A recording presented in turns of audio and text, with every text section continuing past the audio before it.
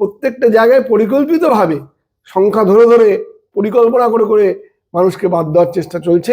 যেরকম ওখানে 65-70 লক্ষ করেছিল বিহারে, এখানেও ওই সংখ্যায় নিয়ে যাওয়া হবে এবং সেটা তাদের একটা হিডেন। বাঙালির বিরুদ্ধে যে ষড়যন্ত্র, এই ষড়যন্ত্র আজকের নয়, এটা দীর্ঘমেয়াদী ষড়যন্ত্র। সেই ষড়যন্ত্র আজকেও চলছে। বাঙালিকে নানাভাবে ক্রিপল করে দেওয়ার চেষ্টা হচ্ছে, বাংলার অর্থনীতিকে ক্রিপল করে দেওয়ার চেষ্টা হচ্ছে, বাংলার যে 100 দিনের কাজের টাকা, বাংলার যে জিএসটির যে ন্যায্য পাওনা, সেগুলো দেওয়া হচ্ছে না। এবং এখান থেকে একটা প্রচার করা হচ্ছে যে সমস্ত কারখানা টারখানা উঠে চলে যাচ্ছে, কিছুই বাংলার থাকার যোগ্য নয় আর কি। অথচ আমরা দেখতে পাচ্ছি যে বিহার সরকার নিজে বলছে যে 1.5 কোটি বিহারি তারা এখানে কাজ করে রুটি রুজি রোজগার করছেন, এই পশ্চিমবঙ্গ তাদের খাইয়ে পুড়িয়ে রাখছে এবং তারাই স্বীকার করছেন এটা।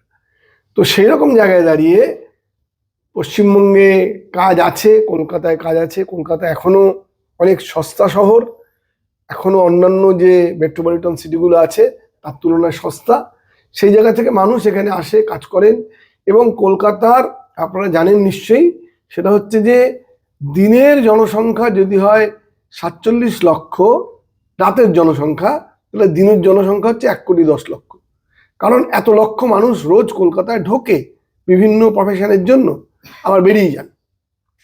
তো সেই রকম একটা শহর, এরকম একটা ভাইব্রেন্ট শহর, এরকম একটা ভাইব্রেন্ট রাজ্য, যা সব দিক থেকে বিভিন্ন সূত্রে যখন খবর আসে এটাই প্রথম ওটাই প্রথম, অথচ তারপরেও তাকে নিন্দা করা হচ্ছে।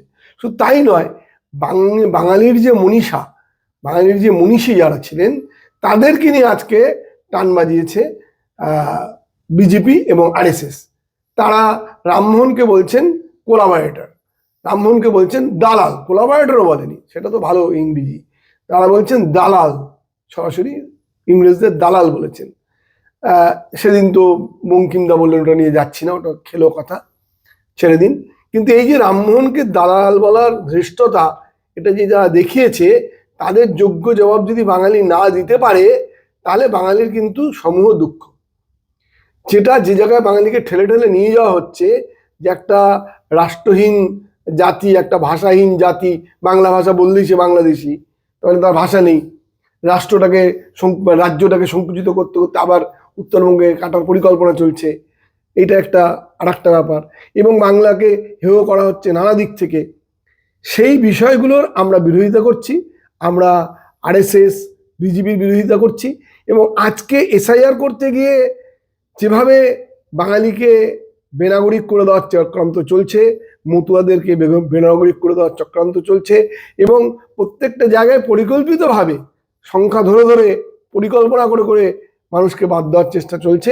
যেরকম ওখানে 65-70 লক্ষ করেছিল বিহারে, এখানেও ওই সংখ্যায় নিয়ে যাওয়া হবে এবং সেটা তাদের একটা হিডেন এজেন্ডা, যেটার মধ্যে দিয়ে তারা ভোটটাকে করবে। আমরা এটার বিরোধিতা করছি।